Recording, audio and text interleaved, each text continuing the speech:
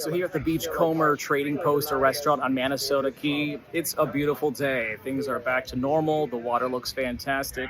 But less than a year ago, Hurricanes Helene and Milton brought a lot of damage to this restaurant. The water got so high, it was actually up over this patio area. This door still has water in it from Hurricane Milton filling up the door. The good news is the indoors great, and the walls are looking like you never would have even known a hurricane came through here. They have spent a lot of time and energy to get this place up and running again. The owner tells me both the storms knocking out equipment and being out of business during last year's hurricane season cost about $250,000. They're really hoping another storm doesn't come through this hurricane season.